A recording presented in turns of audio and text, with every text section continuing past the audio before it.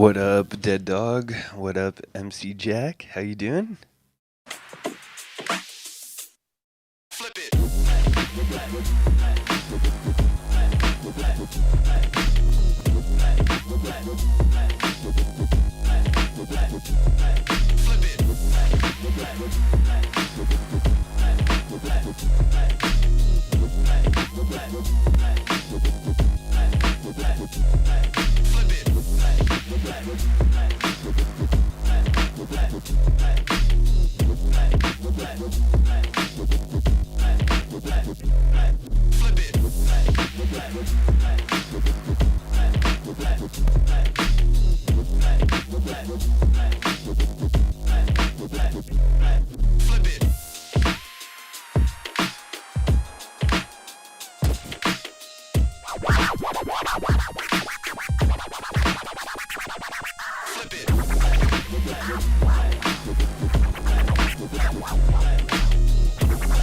Flip it.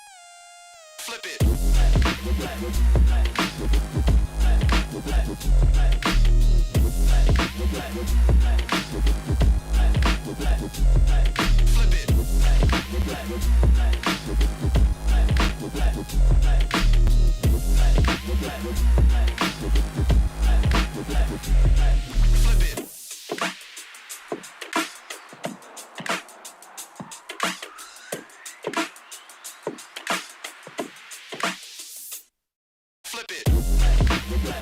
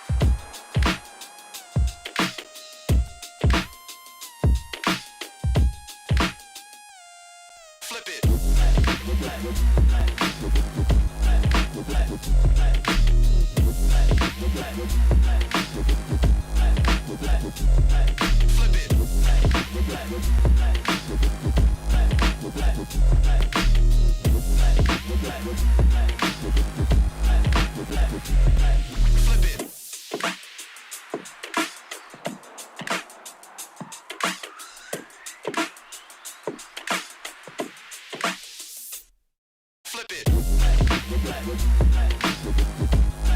Whoa, whoa. Is it scratching time? Just a second. Let me catch up on the chat here. We got... Oh, man. There's a lot of chat. You guys talk too much. Just a second. Where am I at? Wicked Lizard with the resub. Thank you. Low file in the house. Not ex Pedro. Not Pedro. Flip it. That's right. Flip. Google has been drinking whiskey again. Okay. What up, Scarlet? What up, Tech on YouTube? Gonna watch tomorrow because it's bedtime. What up, Gary? What up, Nadal?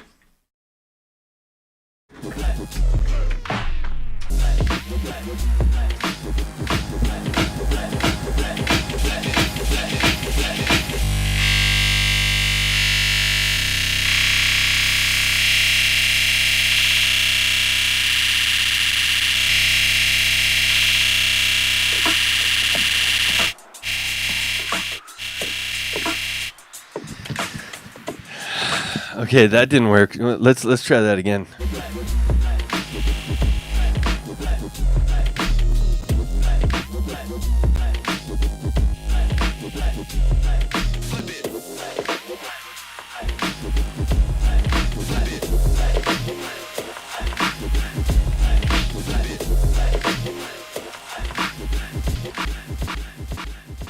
What is going on? Why is the Pioneer? Why is the echo so insane on the do a tone play with that? Hey, where am I? Uh-oh. I didn't put the green screen up properly. I didn't put any of the videos in there. What's going on? Okay, 1 second. I'm out of sorts. I'm blaming the Pioneer. No, here's the thing. Okay, actually, somebody who knows better can riddle me this. When you do like when you do with the Pioneer, when you do like a hold echo, like infinite echo thing, you know, and like say it starts going crazy. Like you accidentally did like it did there. That's what happened. It did a hold echo at 30-second notes for some reason.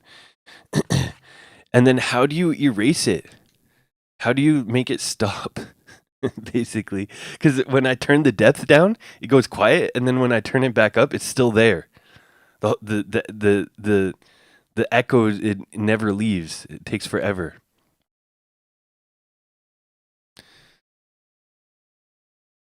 It's post fader. DG, what is what? That's like that's not helpful information. I know it's post fader. I can hear the scratches in the when you do the echo. What I'm asking is, how do you stop the echo when it's going? Like when you turn off when you get a hold echo going and you turn it off, and then you turn the depth down, and then when you turn the depth back up, it's still there. Like the hold echo like doesn't go away for a long time. You know what I'm saying? There's got to be. I'm pretty sure I've seen people do it where they like reset it or erase it. Nobody? Nobody in the whole chat does hold echo stuff on the Pioneer?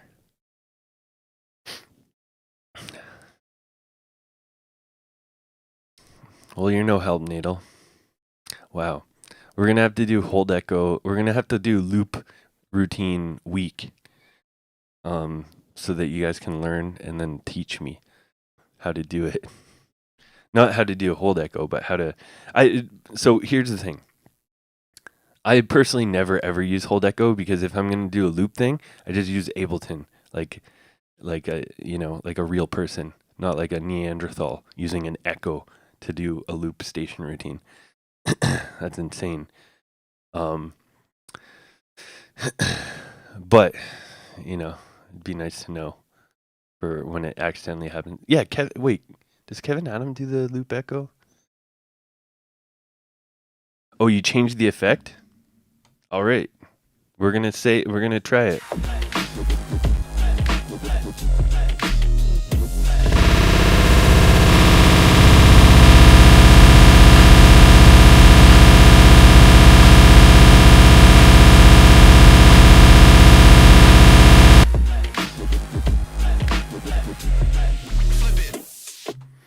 That didn't work. But I might have just solved it because I did it right there at the end. Flip it. Ableton loop routine breakdown stream. I could do that for sure. It's easiest with a MIDI controller of some sort. But 1 second. Okay, RIP headphone users one more time.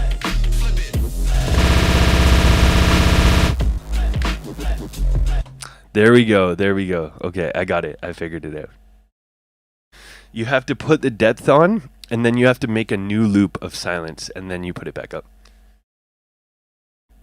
There, we learned today. Ableton loop breakdown. I've done one like a while ago. I did one with Push with my friend. She's like a singer, and we did KRS-One Sublime cover. And I did I live looped the beat before we did it. That was with Push too. But also I did it with the Launchpad. I did this really interesting gig in Chicago one time they called it Dual, and I think they did a few, but then potentially it was something that kind of got killed off by the pandemic, but they're matching turntablists with musicians to do an improvised set. So I got matched with a drummer, and we had to play for 30 minutes and never met each other and never did anything. And it was supposed to be original music. So I did a whole bunch of loop based stuff, all with the Launchpad, Novation Launchpad. I was racking my brain trying to figure out how to make something, I was if I do it live, basically it's either going to be mashups or it's going to be me just scratching one track over drums and then sounding very empty.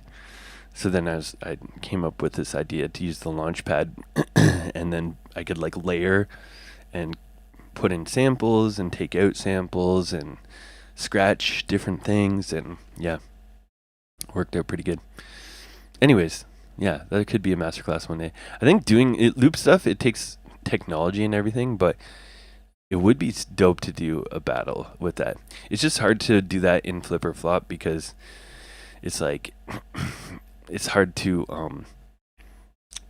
like force people basically to be able to do that. I like to keep things like equipment agnostic, so that even people with the junkiest of gear can still do it.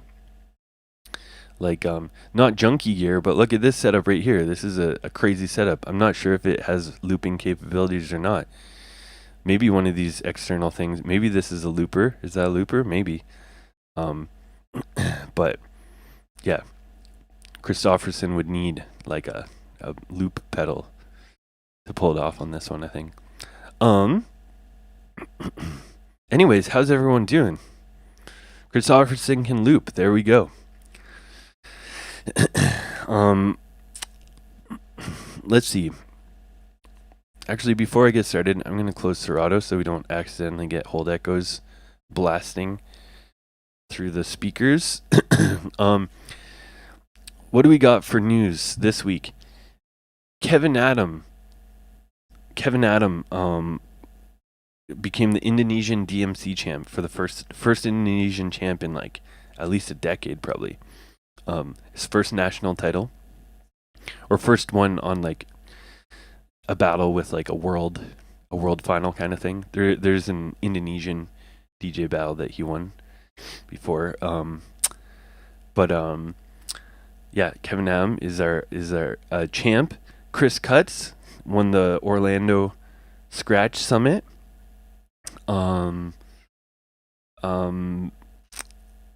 What else? There's something else. Oh, Rakim got second in West Africa. DMC final. Man, it's a good week. I know we have a we have a couple others. I don't like to dox people like who are entering just in case something happens or whatever. We'll find out when they enter and how they do, but we've got a couple others going for the national title. So how many do we have? We have multiple flipper flop alumni in the world finals right now. What do we have? A-Cut won the wild card, took out some mega beasts. Kevin Adam, low end. That's Canada. Who else? I'm trying to think. I feel like I'm missing someone already. A-Cut, low end, Kevin Adam. Yeah. And we got 2 seconds, 2 close calls with Chris Cutts and Rakim. Oh, dang. Cheddarak almost was another one. Dang. Cheddarak got second. Yeah. RC3, not Flipper Flop alumni, but he's in the chat. John Rist, again, not Flipper Flop alumni, but in the chat. So, yeah. We have at least 3 direct world finalists. And I think I'm feeling lucky, or I think there's a good chance that we're going to have 4 and potentially 5. Yeah. Man, we could have had 8. That'd be so crazy. If all the 3 seconds all got first, 8 people, like 50% of the DMC World Finals is Flipper Flop alumni. That'd be crazy. That's next year's goal. We did have 4 in the World Finals one time. So I'm hoping for 5 this year. Gotta break the record. And then next year we're going for 8, and then eventually, hopefully, every single person. We gotta get Dingo to enter Denmark. Senior positive got to enter Poland.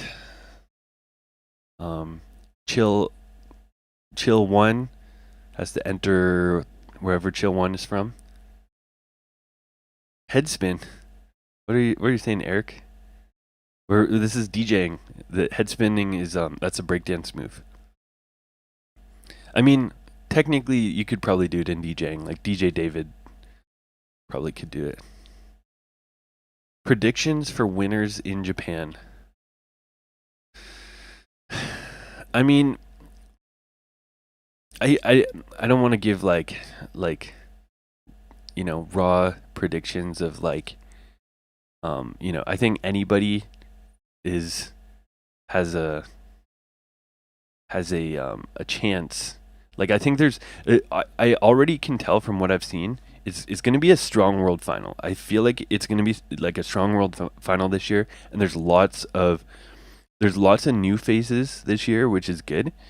Like strong new competitors, whereas I think last year was like a little bit like I was just like it's basically like a lineup of people that I battled that like is like the top like is like what is it four people like out of the top like six or something were people I battled, and then like people that were like battling in the same era as me as well. Um, so it's nice to see like a new so I think it's going to be more it's going to be more competitive this year, less predictable because of that. Um, um, yeah, I'd say on favorites, I always say like the most experienced people are the favorites. That's just kind of how it works with battling. Like it's super rare. there's some cases, but it's super rare that somebody just comes in and smashes it without like much battle experience. Like most people kind of build up to it over years.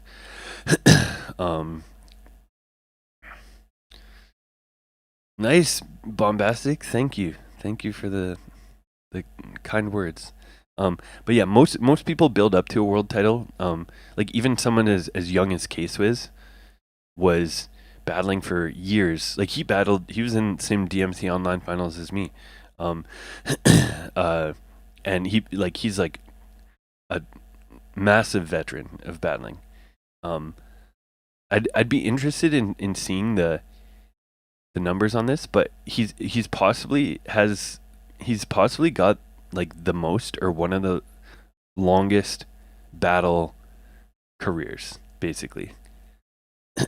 Like because this is something I paid attention to a lot when I was battling, and I kind of looked at how long people battled for, like at the world finals and stuff, and like almost all the people that we kind of look at as like goats of like battling battled for like 3 years.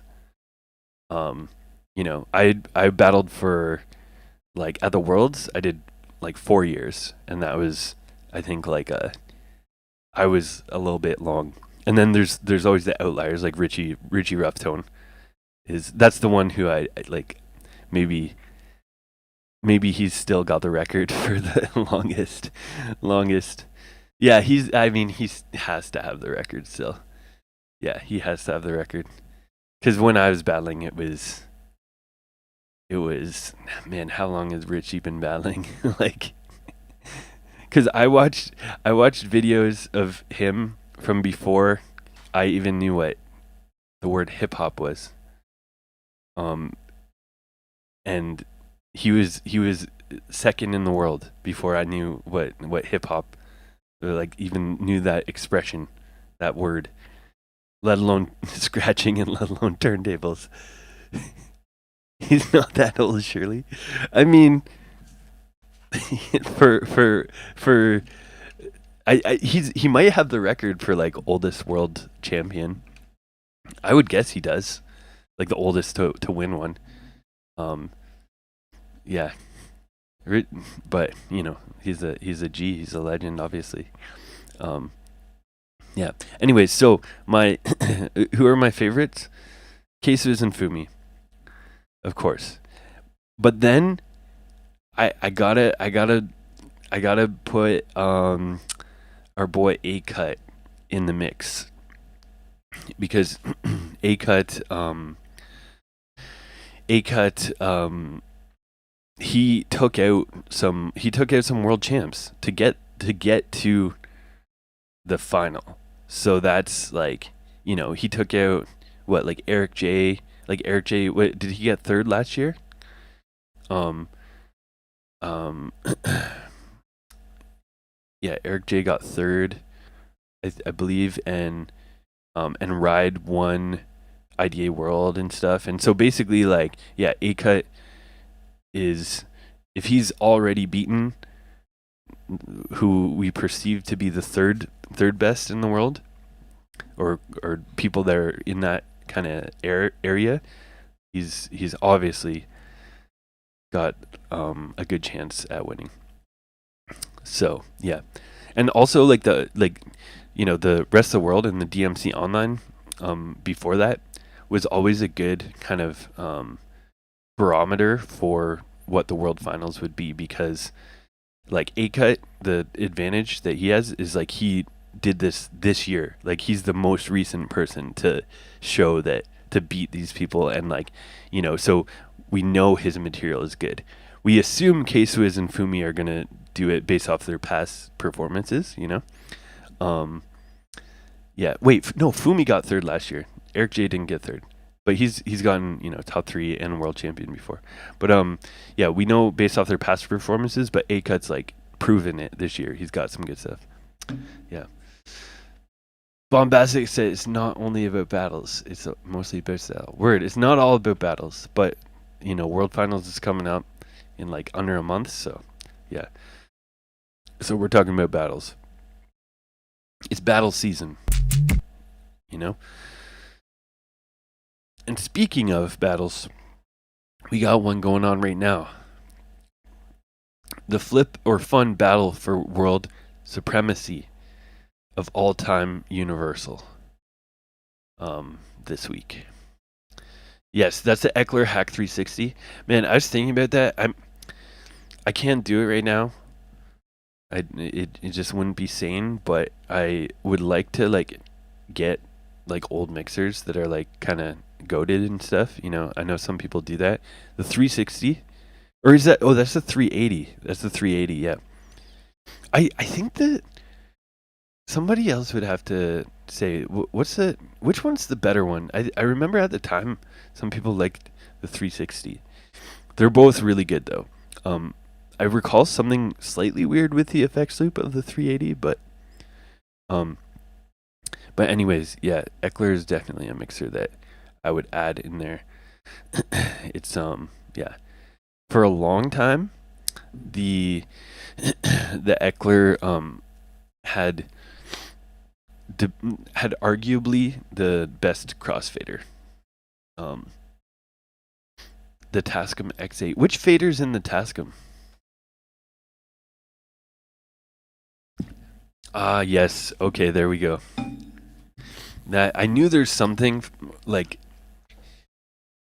some oversight about the 380 effects that people didn't like at the time.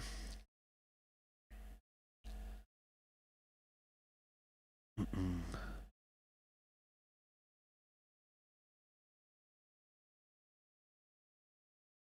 Right. Okay. Tascam is the same as the Eckler.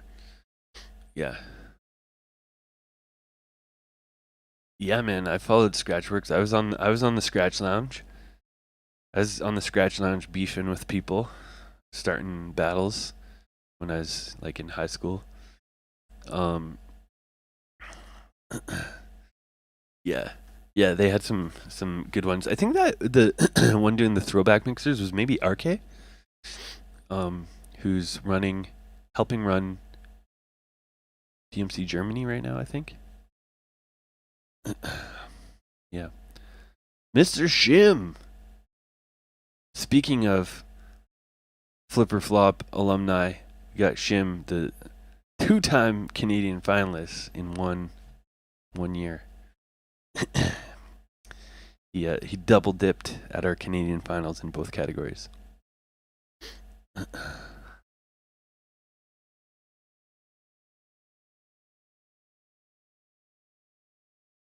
Oh, nice. Whoa, dang, surround pulling out some history. He did the artwork for Final Scratch. The focus fader was definitely the focus fader was definitely a little weird. Wait, there's weed feedback through my gated, like right now there is, or it. I can't hear anything, but weird feedback. Like it's probably coming through regardless, and it's just being gated in and out when I talk.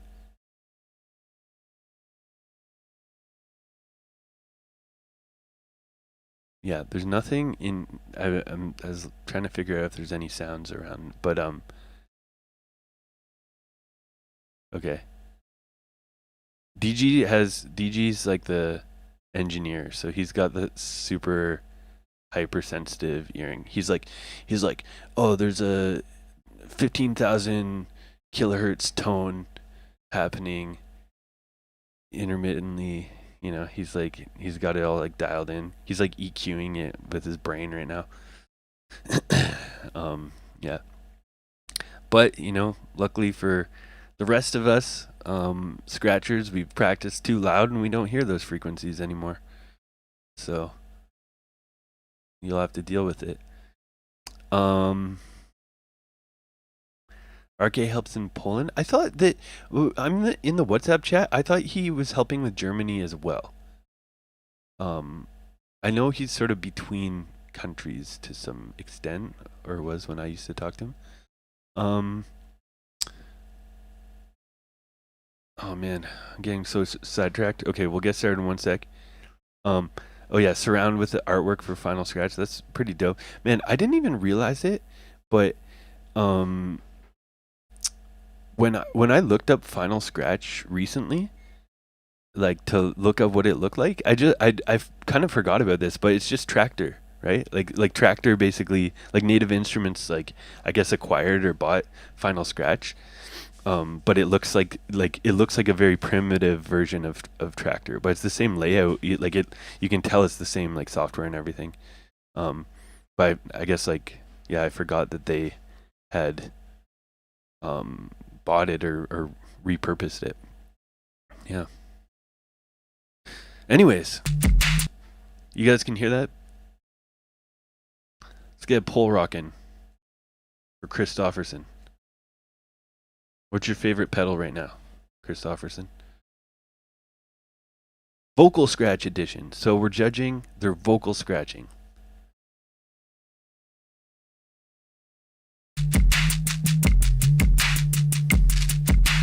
And you know I got the funk. And you know I got the funk. And you know, and you know I got the funk. Yeah, yeah, yeah, yeah, yeah,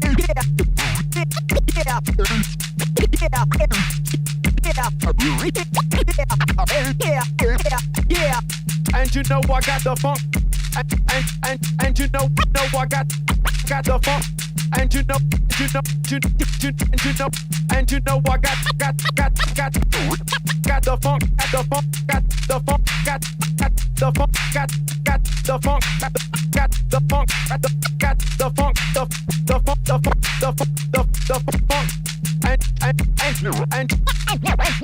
and you know I got the funk. There you go. And we know he's got the funk. What do you guys think? Get your votes in the poll, flip or fun. The D1 delay is pretty cool, man. I've been looking for a delay pedal. Maybe somebody out there knows. But I want a delay pedal that can do like the type of delay pitching that's in the SP404. You know, that glitchy one when you turn the speed knob. I know that tape delay pedals can all sort of do it, but a lot of them like really saturate and don't really do it like as like a pitching loop. It does it more as like a fadey pitchy thing. I'm looking for more a digital delay that does that, that emulates it, but had no success so far. The poll is here. 3 flips, 2 funds. All right, let's go back. Wait. I got the Oh, there we go. funk, and you know I got the funk, and you know, and you know I got the funk.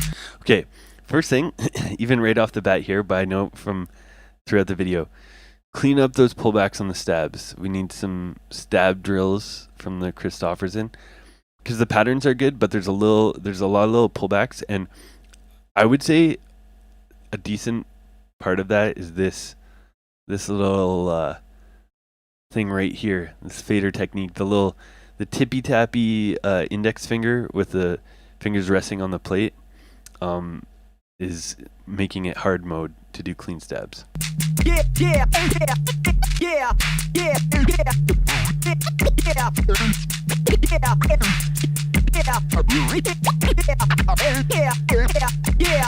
And you know I got the funk, and you know I got the funk, and you know, and you know I got the funk,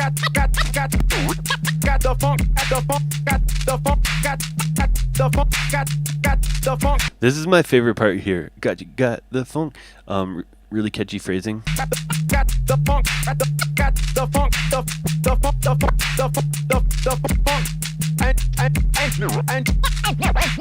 and you know I got the funk.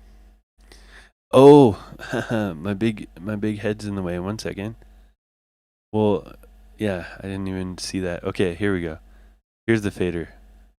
Got the funk, and you know, and you know I got the funk, got the funk, got the funk, got the funk, got the funk, got the funk, got the funk, the funk,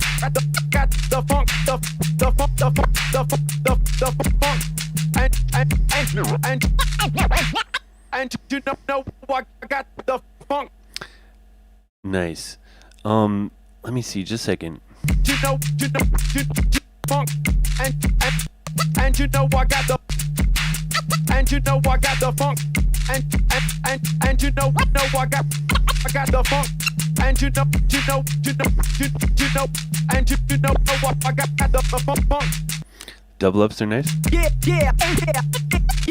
the funk, and yeah, and you know I got the funk, and you know I got the funk. Yeah, so one thing I'd say, just this is a bit more subjective and abstract, but right now there's sort of like a little bit too many like, and you know I got the funk happening, but also like instead of leading with the full sample and then like scratching it, I'd say a lot of times is a better sort of way to phrase things is and flow wise is to sort of use the release of the sample as the sort of like finale punctuation type of thing, whereas you kind of flipped it where you're like playing the sample and then scratching it a bunch and then playing the sample, whereas like the classic way, and I think sometimes the more musical way, is to scratch it a bunch and then release the sample at the end, you know? Sort of like I think the reason why I like that and why I'm saying it is that, like, you've probably heard with music, it's about tension and release, like building tension and then releasing the tension. And you're sort of flipping that dynamic a little bit. Like it's release and it's like you're releasing first and then building a bunch of tension. Which so think about that. Another way is like I I remembered this kind of metaphor for flow and phrasing that I really liked. And it's is this like jazz sax player, and um he's talking about taking off and landing. Like basically, like it's like your flow is like an airplane. It's like taking you want it to keep like basically taking off, like building an idea, and then landing, like resolving an idea. So taking off and landing all the time, but yeah. So basically, you don't want to land first. You don't want to start by landing, right? You want to start on the ground and then build it up and then release it. So yeah, hopefully that helps. But that and the biggest thing technique wise is just cleaning up those stabs, because there's a lot of patterns in here that sound nice that are just like a little bit like the impact of them is taken away a little bit because of the stabs are a little loose. Like the one that sticks out to me, Got the funk, the funk, the funk, the funk. like those ones right there, the like those doubling types of things that you're going for, they sound like they didn't quite hit cleanly there, and that part both sounded like extra dope. But yeah, so just tighten up the stabs. I would say my recommendation always is use the wrist style stabs. You know, stab with your wrist, or just like muscle memory wise, you can tap like this. Like imagine you're tapping with your index finger, but your thumb is glued to your index finger. So you still have to tap. You still have to tap. You still use your tapping muscle memory, but you use your wrist to do it. You know? So yeah. Basically, like, you want to connect your finger and your thumb. If it wasn't too barbaric, I would like recommend people to like glue their thumb and fingers to the fader knob to practice, and then like, you know, have to deal with that for a bit. But yeah, just fighting to get that, and yeah, not resting on the faceplate is yeah. I think both those things, like, I'm going off what I hear firstly, and then when I see the technique, it sort of correlates with what I'm hearing. Like the, you know, if it sounded fine, I would probably not mention this stuff. But one of the first things I look for when there's like a little bit of looseness in the sound for certain things is the fader technique. So yeah, all right. Now we got the West Africa runner up. We got Mr. Rakim on CDJs. He's got the EDM setup. Let me see.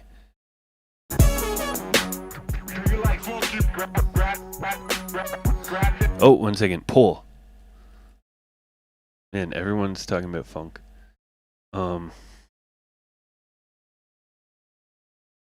Okay, Rakim, West Africa runner-up. Let's see what he's got on CDJs.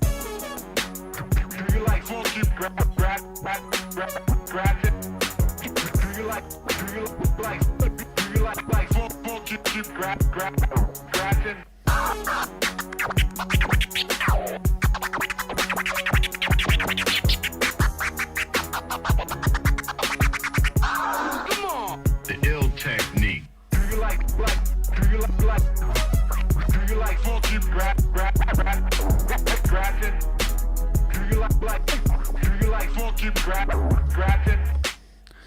There we go. What do you guys think? Flip or fun?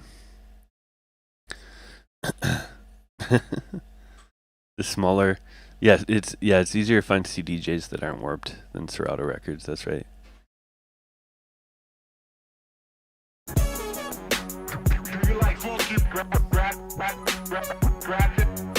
Do you like funky scratching?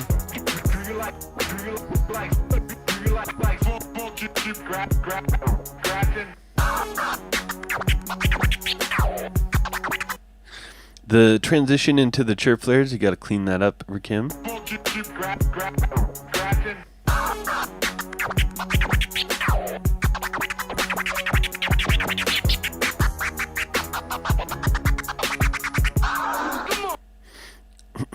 The chirps are nice though.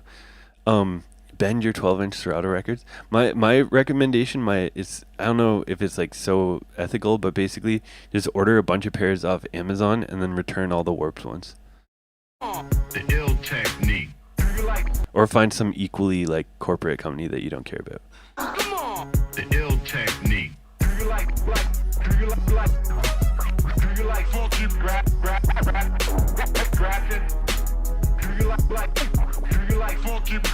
We got 5 funds and I think 4 flips. I didn't see the flip count there, but let's see. So okay, so for vocal cuts. Okay, first thing is I think this is what's bugging me the most is, and this is like when I've talked about vocal scratching in master classes and stuff, this is like 101 is the very first step is beat match the sample. I don't think the sample is actually beat matched to the beat. So it's leading to like timing issues that, yeah, makes it tough. Let's see my views next week. Just a second. My views on what?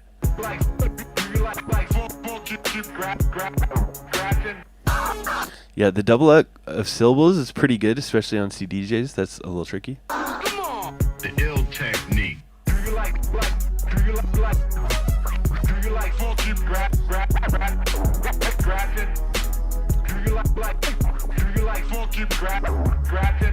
Yeah, and the so okay, sample not being beat matched. The actual scratch patterns were oh,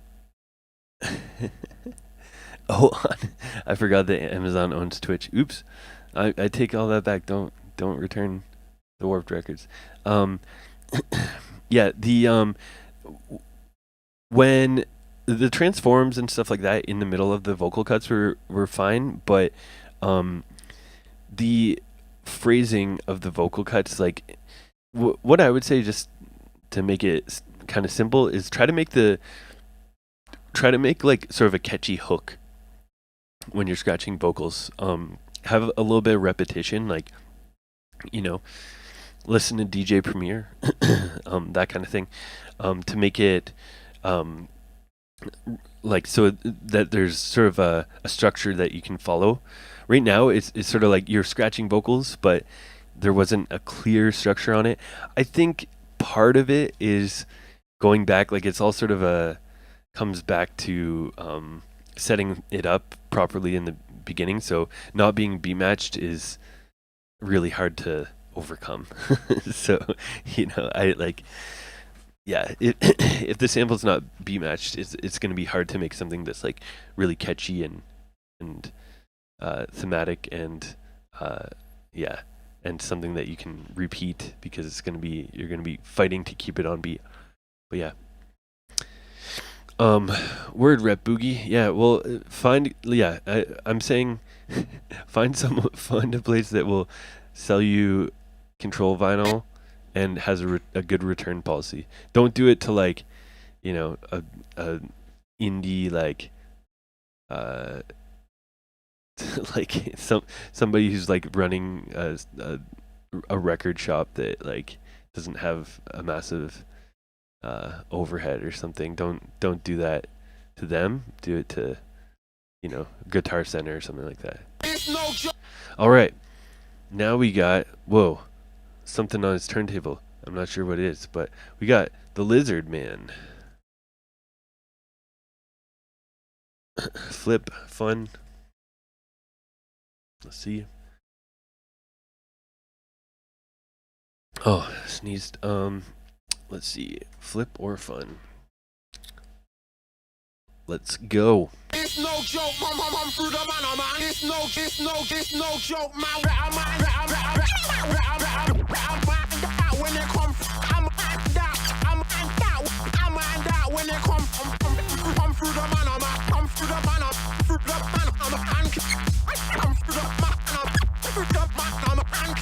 Come on, there goes like come through the man. Come through the man. Come through the man. Come through the man. joke. I mind out. It's no joke, mom. There we go. That's a short one. That's like, yeah, Lizard really was taking the under 60 seconds very seriously. It's no joke, mom, through the manor, man. Come through the manor. It's no joke. What do you guys think? Flipper fun. It's no joke, man. When they come, I'm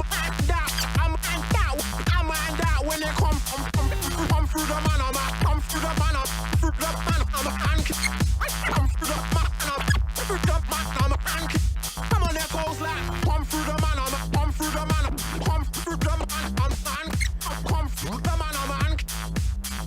It's no joke. Okay, we got 8 funs and 1 flip so far. All right. No, that's not the response, Lizard. But this one is definitely it's a little crazy.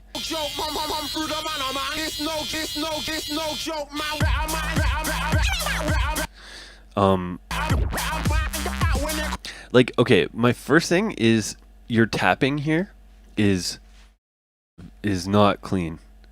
You're putting in like pausing, but you're not really doing it between the syllables. You're just sort of like pausing. Like you should be able to release every single syllable like cleanly and slowly.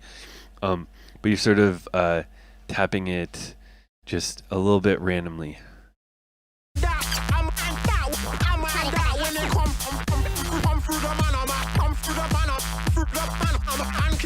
Like the through the manor, that was okay. That part was not. Yeah. So make sure like the like basically you want to pick like maybe 3 syllables or something to focus on, and probably slower tempo. I think this is one of your big issues is you always do stuff at a faster tempo when it's probably right now probably going to slower tempos would make it a little cleaner. And there's a little bit too much reliance on the hotkeys for repeating the sample. Like when you're doing like come through the manor, come through the manor, come through the manor, and I see you like going from the fader to the cue and back. That's like that's absolute hard mode, you know?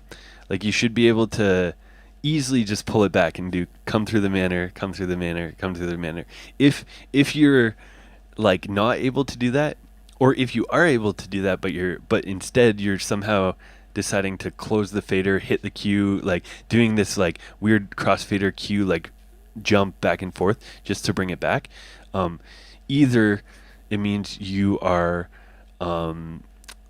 either it means that you need to practice the releases if you can't do it and you need the cue points, or if you can do it, you've become too reliant on like your brain is going to the hot cue as the first option to repeat the sample when you should easily be able to like bring it back, and that will help, especially with vocal scratching. Like it's so important to have just like a clear starting position that you can bring it back to, so like 12 o'clock or whatever, rather than like re-hot cueing and then trying to break it down in the middle of the sample. Like it's so much tougher. Like I can do it, and I've got ways of adjusting to doing like hot cue based vocal scratching, but for like just overall control and depth and doing a lot of cool stuff with it, it's better to have it like locked in, and then if you want to do some hot cueing here and there to do some hot cue specific stuff, then that's good. But right now,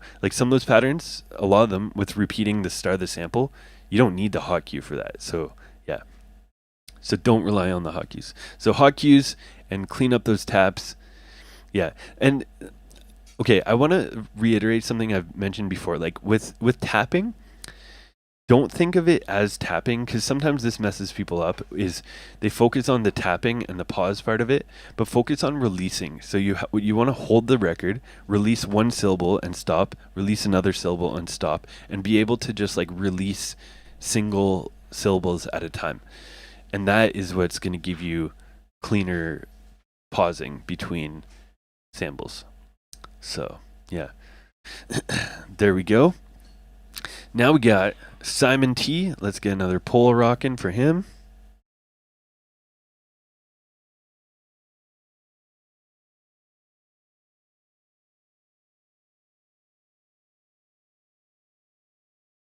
All right, let's go.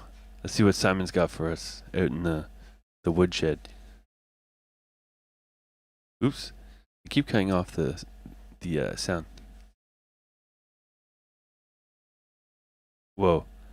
Uh-oh. It's incredibly quiet. Okay. Wait a second, you might have to watch. Okay. I have to remember this for the headphone users. Oh god. Yeah, okay. I'll try and where's the volume? Yeah, I'd say so Simon really try to record you recorded at like 5% volume. Like this is me with the gain cranked to 100. Okay, anyways. Let's check it out and remind me to put the volume back down for the next person.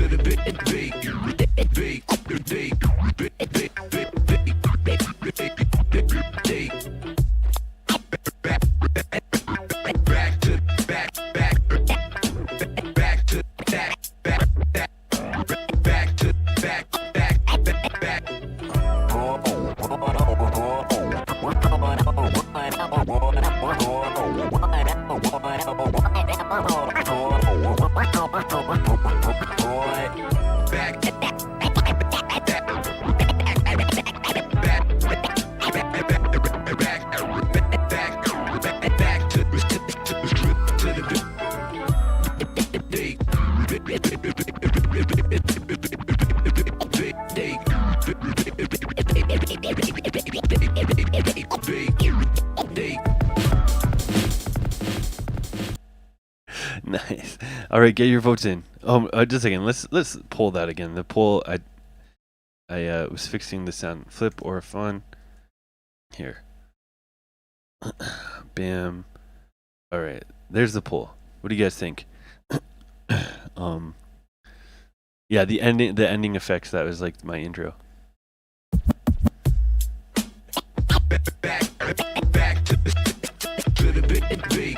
I like that.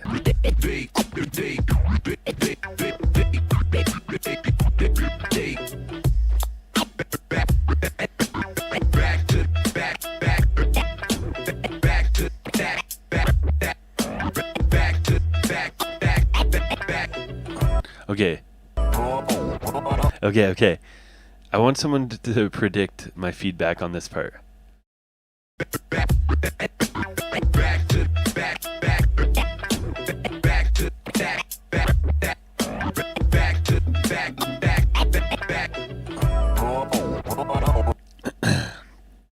Yeah.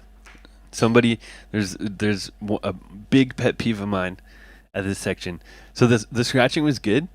It's funky. Like, yeah, the chirps are flowy, but there's one big issue with this. Just this section.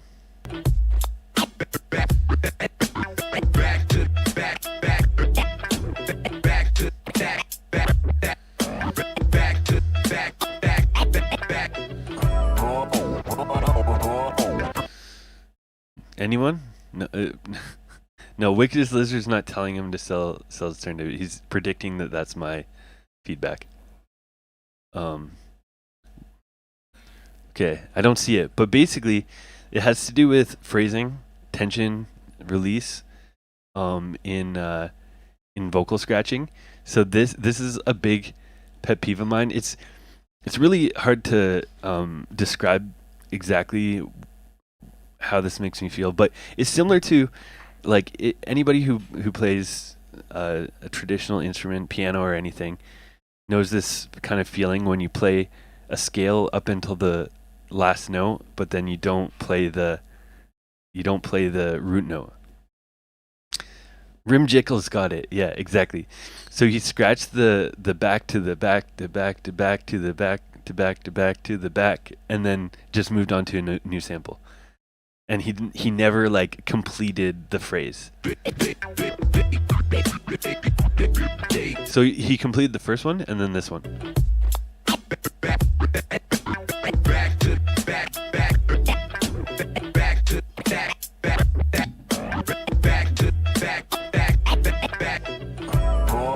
Yep, right there.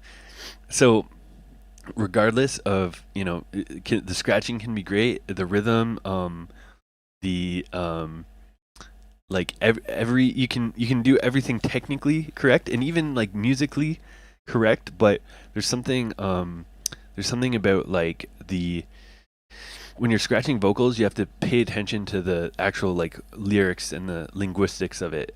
There's this added layer that isn't in like regular scratch samples that you have to pay attention to and you have to basically factor that into your scratching. You always have to make sure that you eventually resolve the sentence and let it play.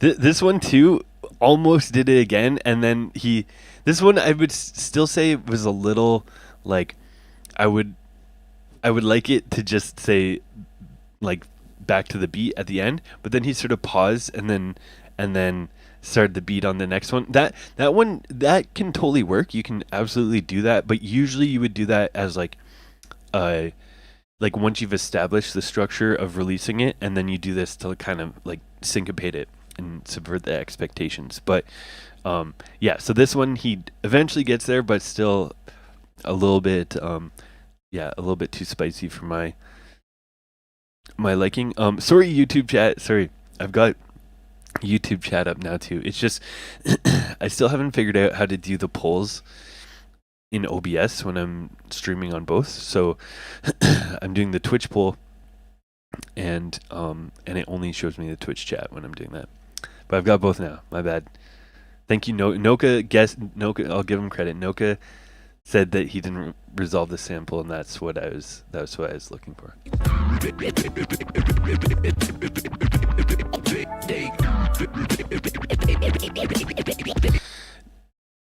Technique feedback here. Your one-click flares you're doing them in groups of two, and they're like I can see and hear that they're not even, so they're a little bit sloppy, but you can see that your fader is sort of doing like da-da, like two clicks at once.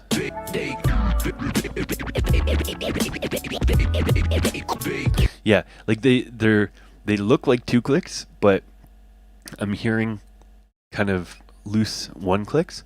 So basically, make sure that that you're practicing the forward and the reverse separately on the one clicks, and making it even. Sometimes this comes from like if people learn, this happens with all flare patterns, but sometimes people learn like an orbit all at once, like two forward, two back, or two click forward, two click back, whichever technique, and they learn like that whole technique, like the orbit, as one sort of motion and one thing. But you don't want to sort of put it together like that. You want to have each direction being independent.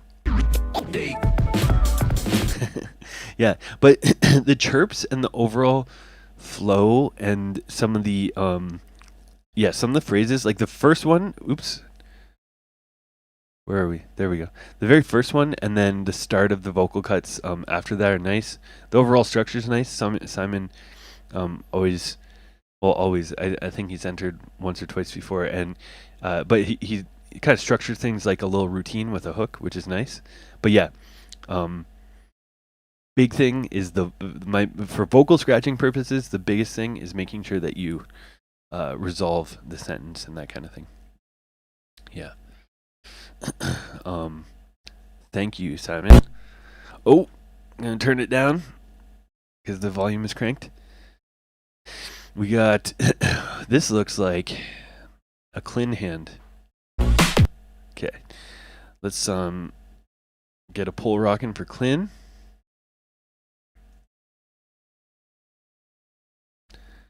The previous flipper flop season champ. See what he's got for us.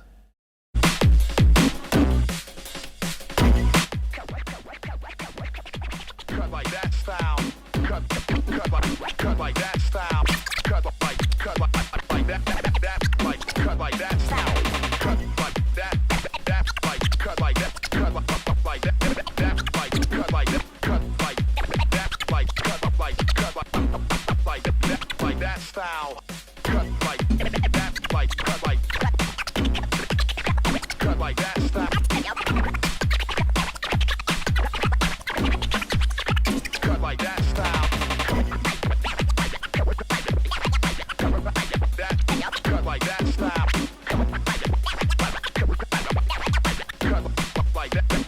that style. There we go. Damn. Clinton's not playing around with the vocal cuts. What do you guys think? Flip or fine?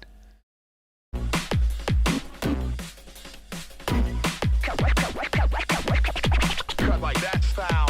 Cut like that Oh, it even says it on his record. style. Cut like that cut like that. Yeah, I like that combo. Just thinking. Cut like that style. Cut like that. Yeah, I'm gonna be super picky again though. I hear little pullbacks in some of these stabs. I think again the more technical stuff, like the swing flares and that, sound a little cleaner than just the fundamental stabs. So get those stabs rocking super clean. Do your stab scales. Cut like that style. Cut like that cut like that cut like that. That sequence is nice. All that was clean. Cut like that like that style. Cut like that cut like that style. Yeah, the sort of hypercut style here with the 2 clicks over the syllables is sounding nice when you're hitting it. Make sure that your record movement is synced completely, like it'll make it sound a little bit tighter. Like basically with this style of vocal scratch, you want to be able to do it faderless and have the exact same rhythm as when you have the fader, but the fader sounds a little bit more tight. Cut like that style. Cut like that style. Yeah, the end was good. Cut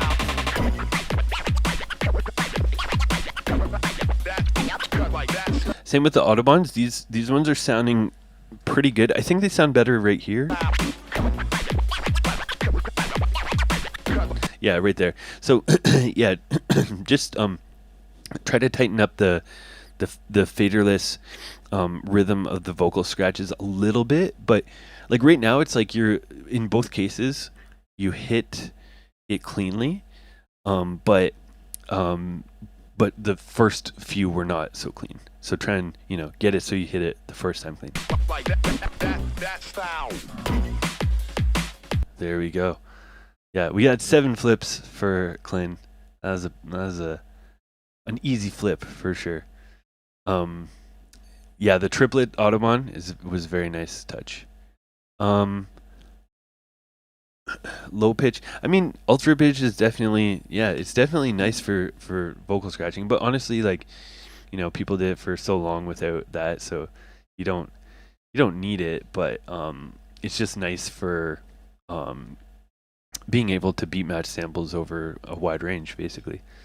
So you can kind of get really used to just using one sample over a bunch and the same placement, but over a lot of tempos. But you use Ableton Lizard, so you can make multi-tempo scratch tools yourself and kind of simulate it, anyways. All right, now we got low file in the chat right now. using the 10-inch scratch signs. That one's rare. All right, let's see what he's got for us.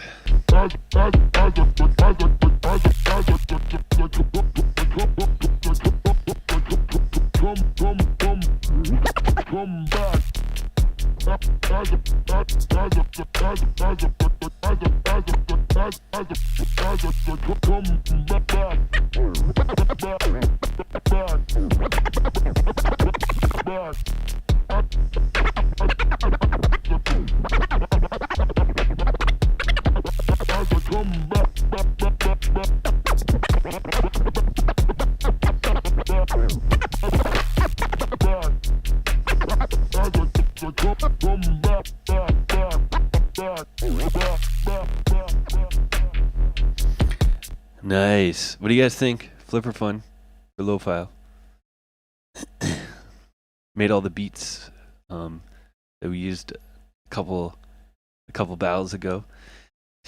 Make sure you check out his looper if you haven't. It's like really tight. Used it for the Canadian finals. Got video of it this week, so be able to check that soon.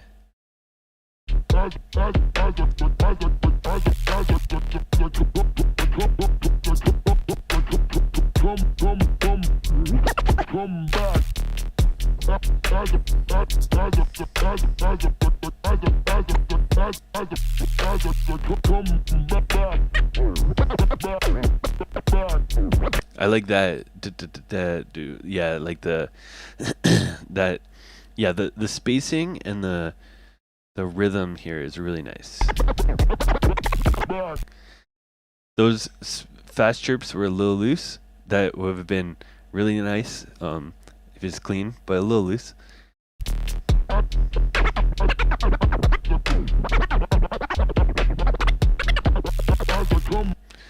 Yeah, even those slow chirps were a little loose. This was it swing flares here.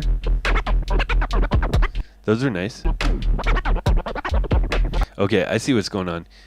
Keep your fingers on the fader when you're doing the chirps. Don't do this thingy. Like that is I can hear the loose pinchy in your chirps. The click is just like slightly off, but it's because of that. It's like your brain is like firing on beat and it's telling your fingers to close the fader, but there's this lag by the time your thumb or whatever gets to the fader to close it that is making it loose. Yeah, right there. Those clean those up.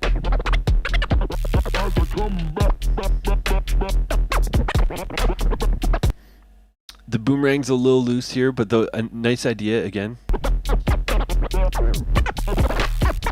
I like that one. That scribble chirp. That was nice.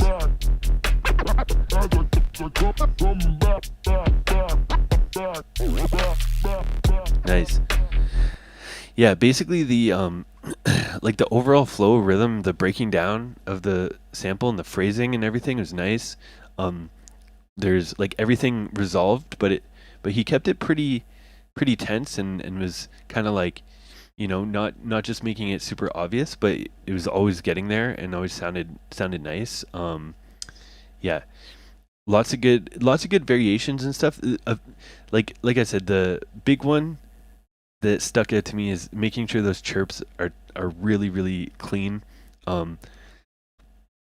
Because yeah, anytime there's fundamentals that are loose, whether it's stabs or chirps, in this type of stuff, it just like takes the overall product gets taken down a couple notches, and because you hear it like just a little bit here and there throughout. So those are the biggest things that will help anybody. And then yeah, the a couple of the power cuts I think were a little loose. It's hard to say like if it might be the cold starts of them. So sometimes like assuming you can do boomerangs normally and they're fine, Sometimes doing them like just right off the hop, like mid sentence kind of thing, like just throwing it on a syllable.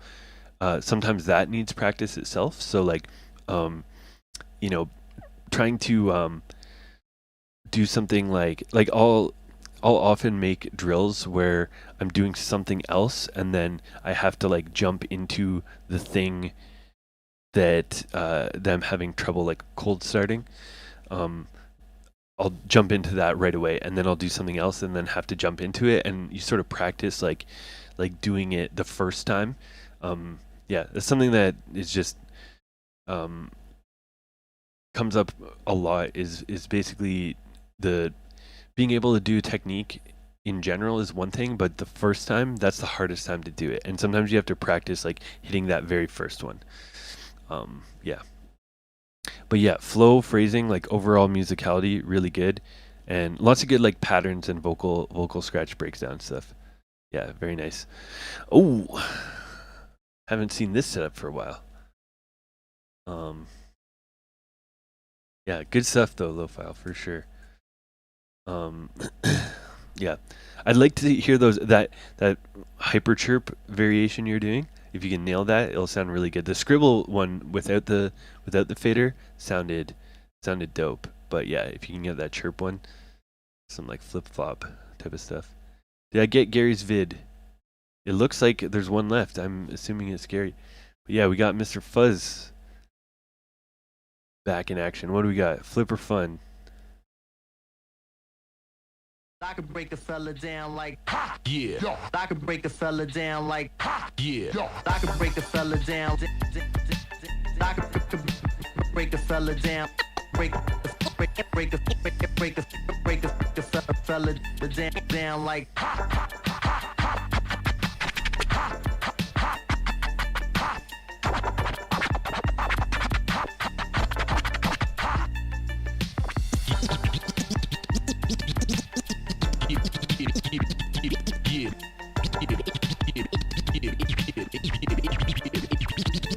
Yeah.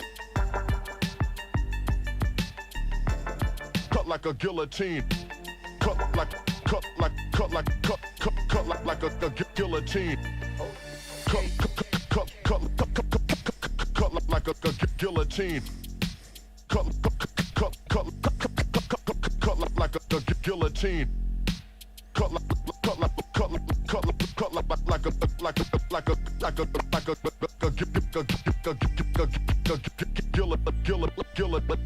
guillotine.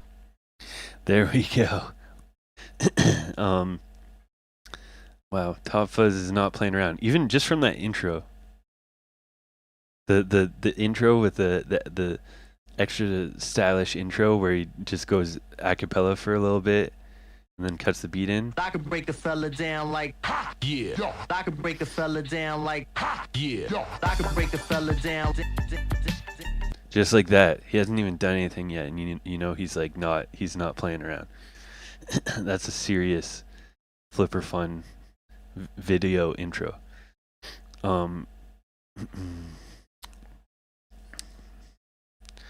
Yeah.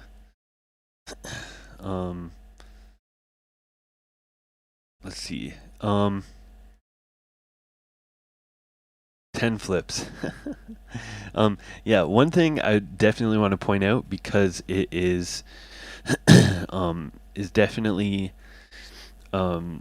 relevant to some of the feedback today, is that this is what it sounds like when the fundamentals are very tight. Like, you know, his like 99% of his stabs and all his like fundamentals are just like he's nailing it, right? So it just makes the overall impact just so much better when like every single little detail is on.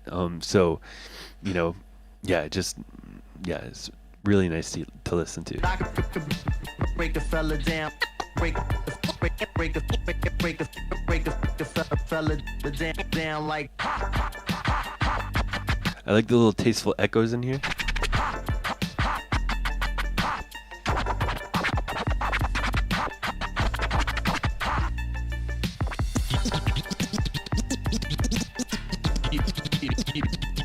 Yeah. A little foray into more traditional cuts here. But yeah, the spacing between samples is good too.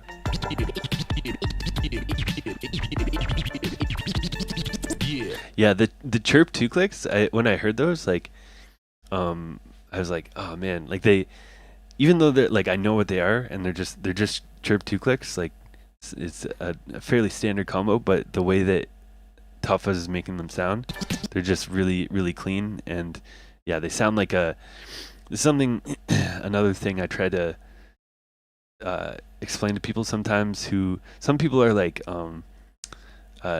they hear someone do a certain scratch, and they hear it like being like a dope like power cut, and then they're like, they want to learn that technique, and so that they can make that sound basically. But a lot of times, like, what makes something sound like a power cut or makes it sound impressive is not the technique itself, it's the execution, and it's just a really refined version of it. So, even like something as sort of standard, like a lot of people do chirp two clicks as that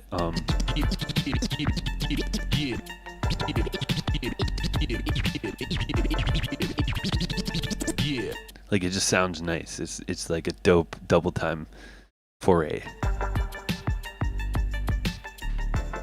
And then he lets it breathe for us with the sample. Like a guillotine. Cut like a guillotine. Cut like a guillotine. Yeah, like all these stabs and stuff were nice. Nice pitching on the stabs too. Cut like a guillotine. Cut like a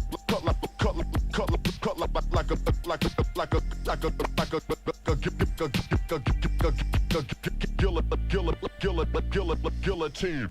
And that's nice too. I wonder, I forget if I'm curious, because this is actually sort of based on a or not necessarily that is. I don't know if Top Fuzz is in here, but I give a drill that is basically very similar to that pattern at the end. I'm wondering if it's coincidence that he learned it independently, or if he was actually practicing, because I know I've given that drill on stream and stuff before. But this is a really good version of it. He freestyled it a little more than, like, usually I do it sort of a little bit more structured when I'm teaching people, but it's one of the sort of like intermediate patterns for navigating like a bunch of different syllables. Like, if you can do something like that, where you're starting in different places and moving throughout and that kind of thing, then you're on your way to having good control over vocal cuts and stuff. But yeah, I should clip this as like an example of what it should sound like. But yeah, super good stuff, man. It's hard to give much feedback for Top Fuzz. Yeah.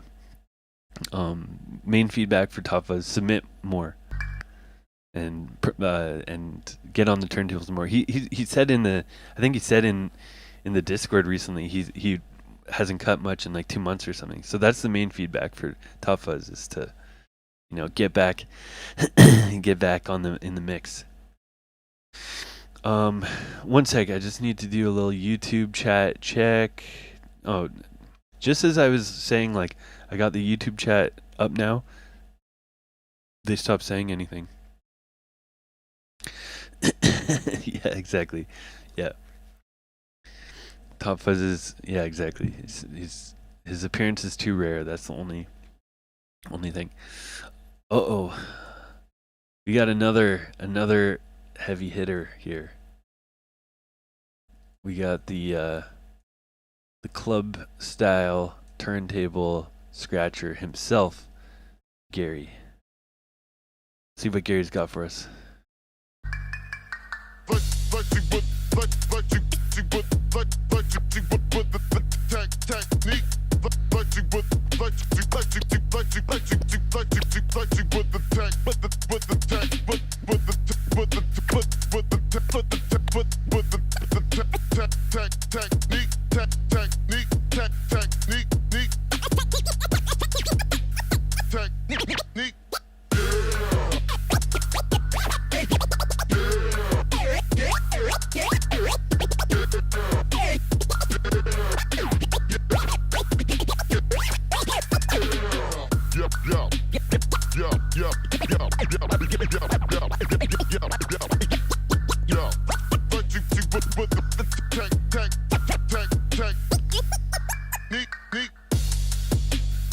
Dang. What do you guys think? Gary flexing with the technique. Yeah. Yeah, for sure. For sure, low file. Yeah. Yeah, matching samples and beats. Sample selection is definitely so important in battles in general. I usually don't pick that apart too much in like flipper flop or flipper fun. But in regular battling, like that's one of my most valued things is like cool sample selection. And I despise people who just use like pure like battle record scratch tools and nothing else in like a DMC battle. Yeah, it's like, you know, for turntablism, like sample selection is like, that's like our tone. That's like designing your tone on a guitar or something like that, or building your own sound, you know. And yeah, it's super underrated. Yeah, that's what sample-based instruments are all about. It's not about just using the curated sample packs. It's about the digging mentality. Anyways, 100% flips for Gary.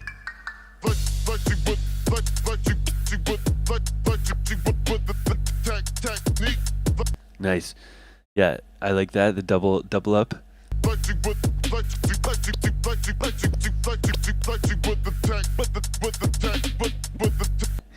I have to say though, as flowy and dope as Gary's is, them stabs need tightened up as well. He gets the clean feedback.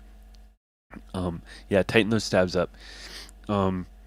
Gary probably knows this at this point, but the fader is a little funky. The fader hand might help the stabs to adjust that, because I think he's sort of clicking with the side of his hand. Now, our current Canadian scratch champion John Riss also does that, so, and he's amazing. So, you know, some people can do it, but usually, like I said, if there is some like issues with technique sonically, then I usually look to what's actually happening with the form of the technique, because there's a lot of times where that's sort of the issue, is that the way you're moving fundamentally is making it harder.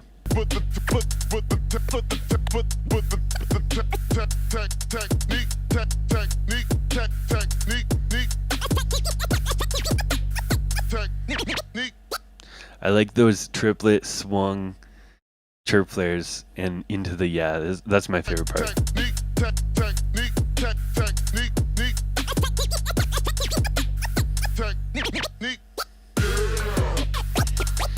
Yeah, and that's a really nice just sample transition. That'd be dope for like a routine. It's just like, you know, I always love when the beat changes and the sample changes in like a clutch moment.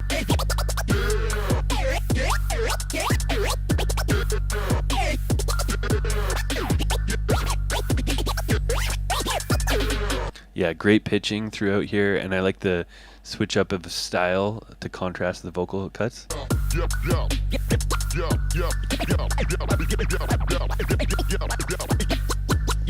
Chirp flares are starting to sound real nice, and the stabs out of them were nice too. Yeah, that's a really good phrase. Yo.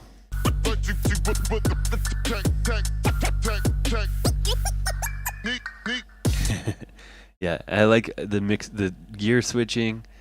Gary's a master at that, like just switching, you know, just throwing in the sort of, you know, whereas many people would just end with like some, you know, machine gun fast stuff at the end of a phrase. He's like, yeah, it's just a really funky way of doing it. Yeah, great stuff, man. We had 8 people. That's a good week. But we gotta narrow it down. We gotta pick a winner, right? Let me just do a quick recap. Okay, we had and you know I got the. You like funky? Okay.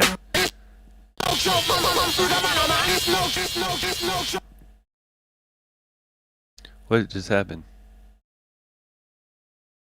Wait. Wait a second. I lost the sound of the VLC. Why'd that happen? 1 second. What if I do? Wait. What just? 1 second. I'm gonna restart the mixer.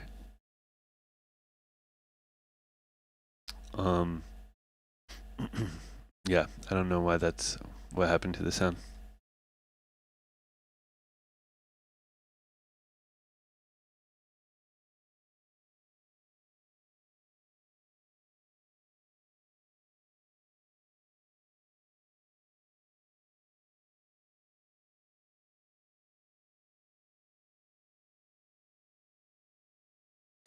All right, there. No. 1 second. We're gonna restart VLC. Maybe it's VLC itself that crashed.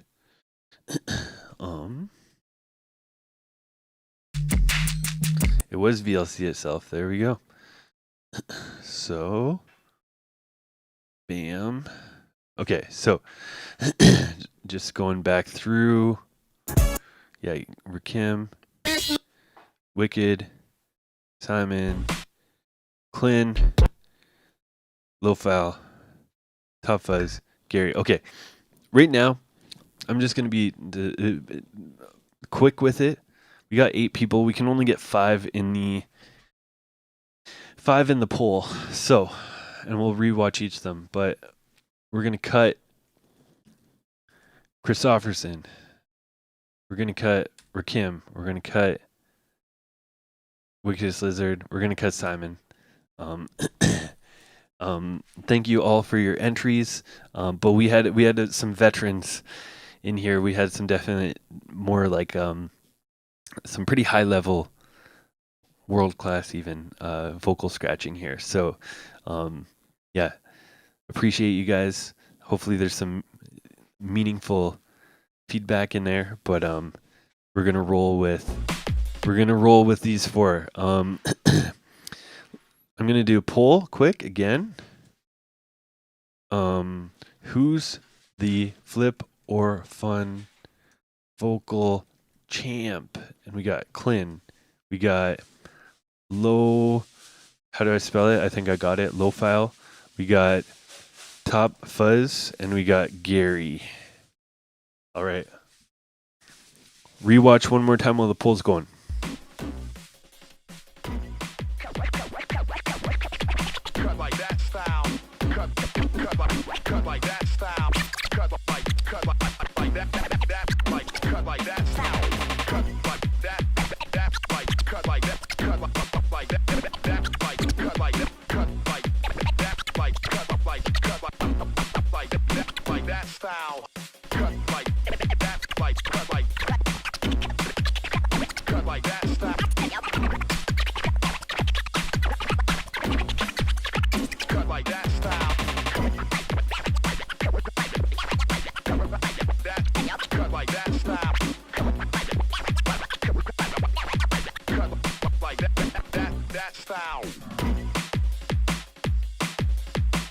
All right, that's Clin.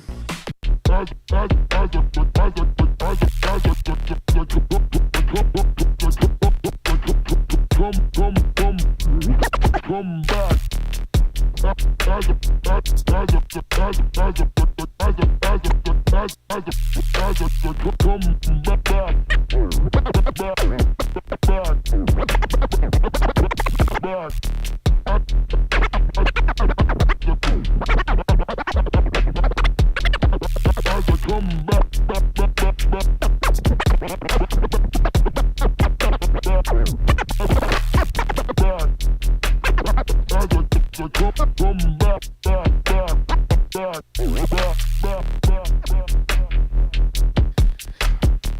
That's Lo-File. Now we have Top Fuzz. I could break a fella down like, Yeah. Yo. I could break a fella down like, Yeah. I could break a fella down. I could break a fella down. Break a fella down like.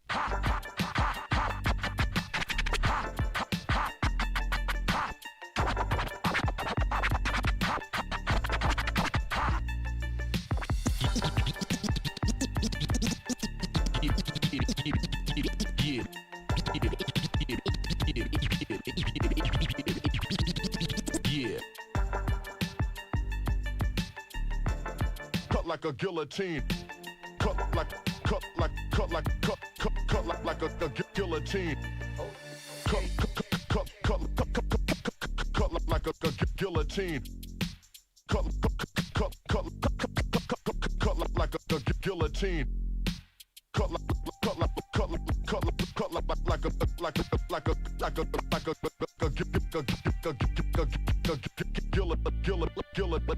guillotine. Top Fuzz. Last but not least, Gary.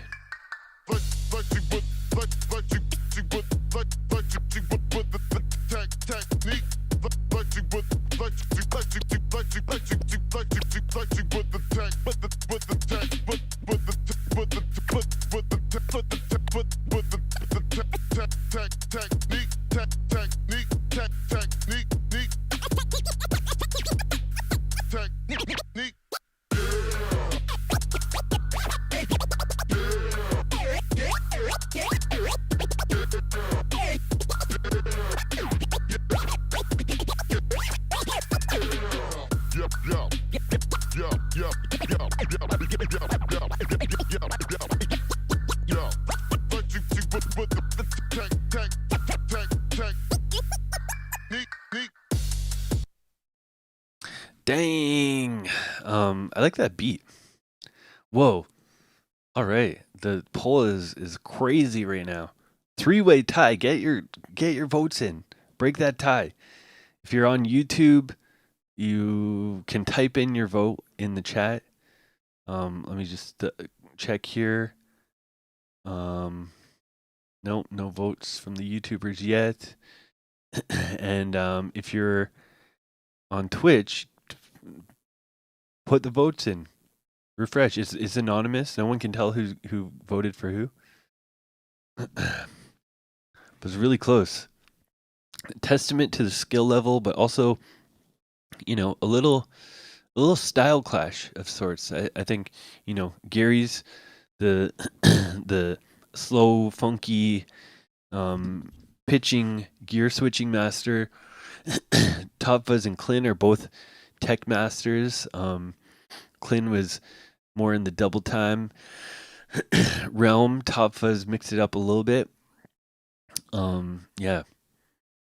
So I think that's why that's it's a good sign when it's that close. So, man, it's really tough. All right. Low file. Unfortunately, got no votes in the top 4, so I'm gonna make it a little easier. I'm with chat. Yeah, okay. Clin, Top Fuzz, Gary. Man, I think it's really close, but this week I'm gonna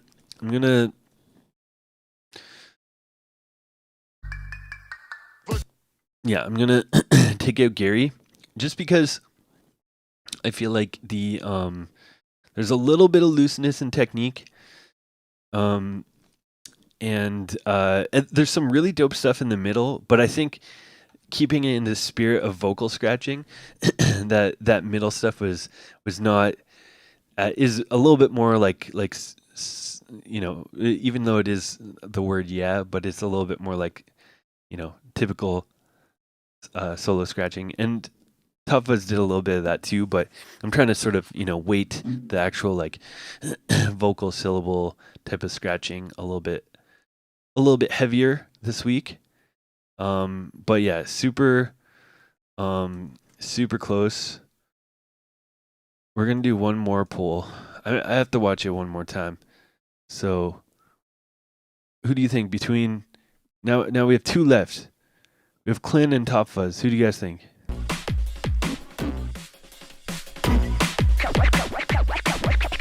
Cut like that style. Cut like that style. Cut like that style. Cut like that. Cut like that. Cut like that. Cut like that style. Cut like that. Cut like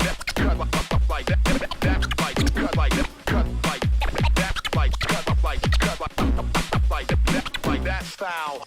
Cut like that style. Cut like that style. Cut like that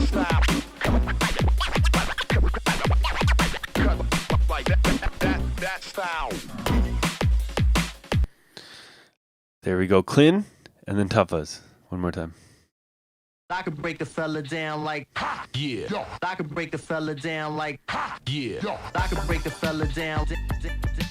I could break a fella down. Break a fella down like.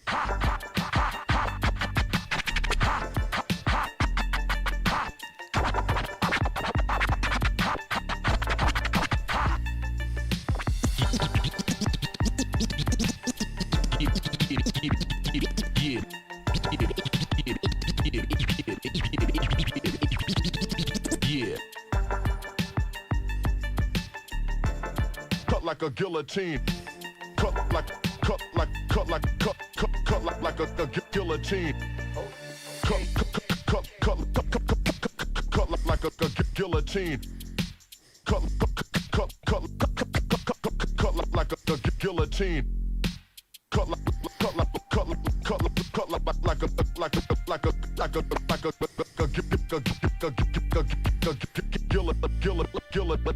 guillotine. There we go. Get your votes in. We need the Gary voters to re-vote on Clint or Top Fuzz. Also, just, even though the decision's been made, just so Gary knows, YouTube gave Gary multiple votes that I didn't see until after. So, Gary technically had the most votes from the previous poll, but as we all know, I don't listen to the chat at the end of the day. I make the rules. There's no democracy here. Oh man. Okay, somebody break the tie. Somebody vote in the poll and break the tie at least. The chat needs a decisive winner. Oh my god, nobody voted. Are you kidding me? Was there any YouTube votes? There's no YouTube votes. Okay, Kenneth just broke the tie. He went with Fuzz. He went with Top Fuzz. Man, yeah, this is incredibly tough. There's a few different things that I'm kind of balancing. So Clint definitely stuck to the script more with like pure vocal scratching style stuff. Top Fuzz did a little foray into like typical scratching, but obviously still technically like it's words he was using, so still vocals technically. But the spirit of it is we're trying to like cut like sentences and break them down and stuff. I would say Clint maybe took a little bit more. He took a few more kind of risks, I would say, in some of it, where like some of the patterns were trickier, and he there's a couple moments when I mentioned like he didn't hit them 100% with the sort of turbo. I call them like hypercuts when you do or hyper drumming when you do like 2-click flares over 3 syllables, and then the triplet autobahn is a similar type of idea. Really tough stuff to nail, and he did get them, but there's a couple spots where it wasn't as clean. And yeah, Top Fuzz, I'd say like he definitely had some technical parts in there. but it was a little bit more like chilling in the pocket with it, focusing on stabs and rearrangement. Yeah, so both super, it's super close. But usually when it comes down to this kind of thing, like with scratch battles, I think always the number one most important thing is phrasing and flow, I suppose overall, but like phrasing and like structure and like making sure that everything it sounds sort of like thoughtful and yeah. And so something I'm paying attention to is not just the techniques and the patterns like that are happening, but also like how they bring them home, I was talking about taking off and landing, right? The metaphor of like your airplane's taking off and like where it lands. So, no matter like if you take your airplane off and then you do like a crazy like dive bomb 360 towards the ground and stuff, but then when you go to land the plane, it's like all bumpy and rough and like you mess up the plane, it has to get repaired and everything. Then like that, it doesn't matter how many cool 360 like dive bomb death rolls you did. You got to land smooth. So then the other person who's just like, maybe did some like figure eights and like a couple spins or whatever, but they land super smooth, no repairs. That's what I'm looking for. So with that said, the person who is a little smoother, I think, and a little bit more varied in their landings throughout that I appreciated was Mr. Wait, I can't tell who's who. Neither of them named them. Okay.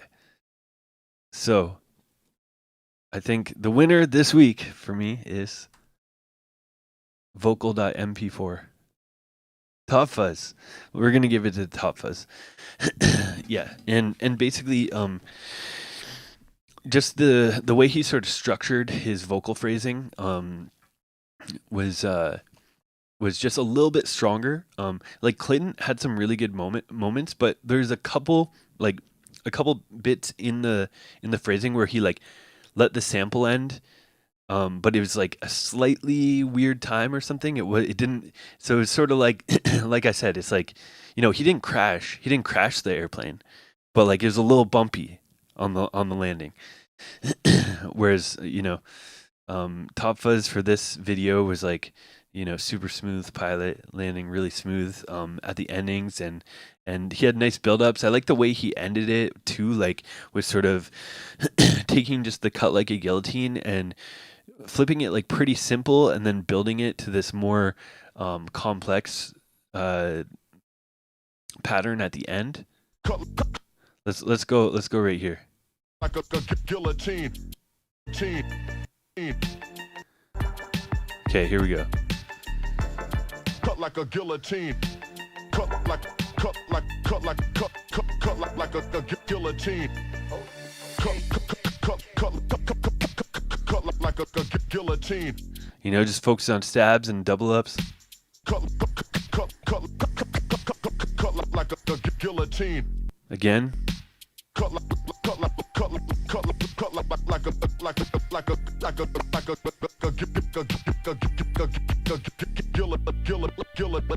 guillotine. Yeah. I like how you kind of build that up, it starts it like simpler, and then the last one is like getting a little deeper and building some nice tension, but he still brings it home at the end. So yeah, that's what I like.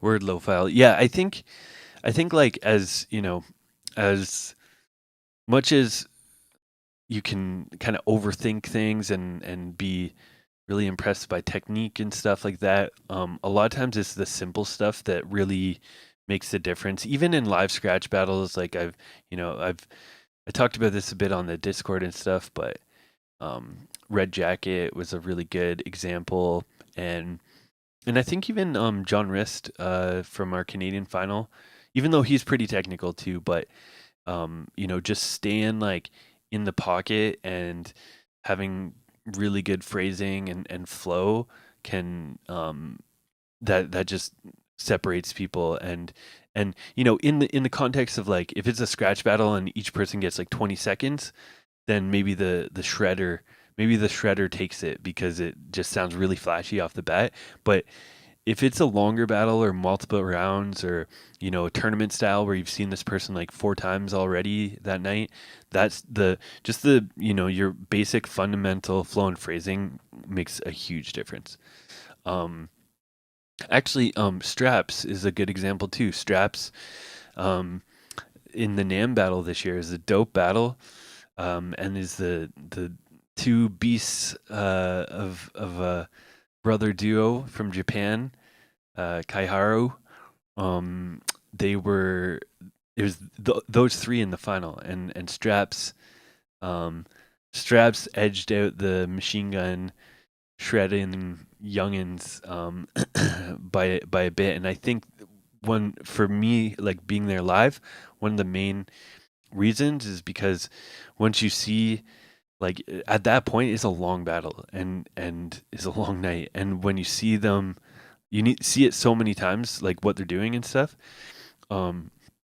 When you see like similar like flashy power cuts, like you see the flashy power cuts over and over and over and over, when you see it like so many times, it sort of loses a bit of its luster, you know.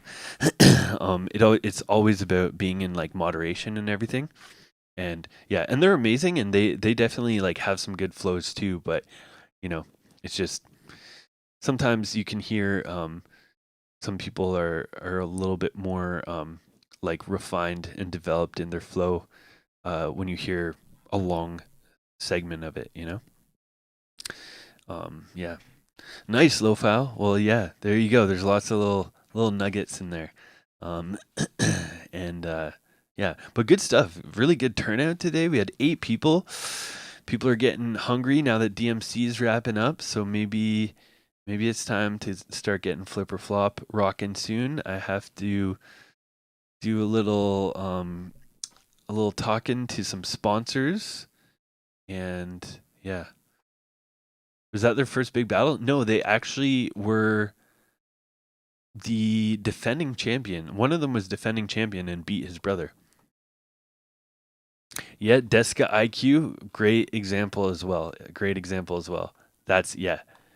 Deska's the reigning or AOC now is the reigning DMC scratch champ, but yeah, I think there's a battle of two Goliaths a few years back, and it was IQ and Deska, and IQ ended up winning.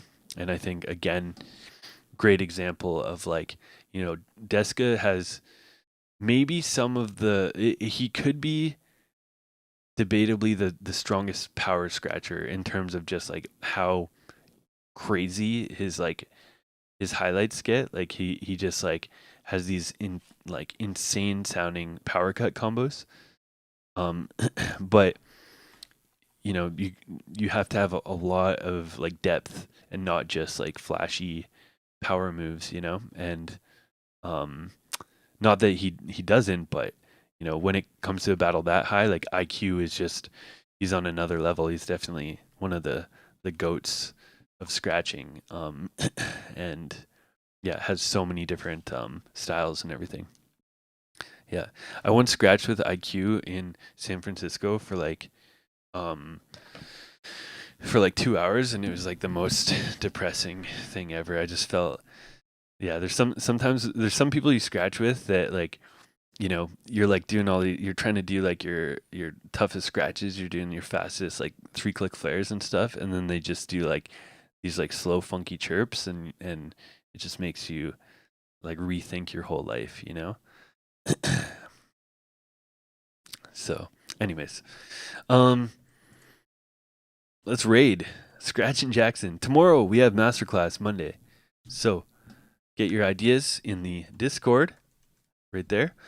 There will be no flipper fun next weekend, or maybe not the weekend after.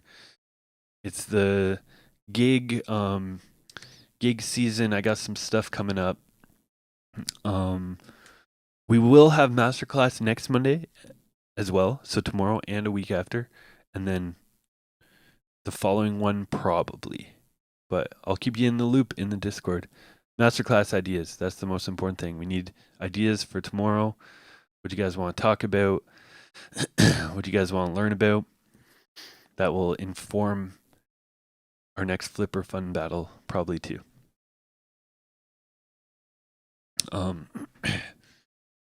Thank you, Spade. Thanks for lurking, and shouts to any of the YouTubers out here, and shouts to whoever was asking about the next battle. So you got your answer about like 2 weeks or so. Get in the Discord so you know when it is, and yeah, we'll keep it moving. Like I said, I'm gonna keep putting it out there until it becomes a reality. But flip or flop soon.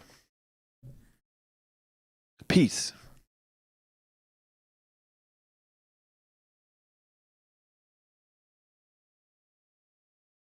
On the wing like Gareth Bell, but now it's time to rectify. So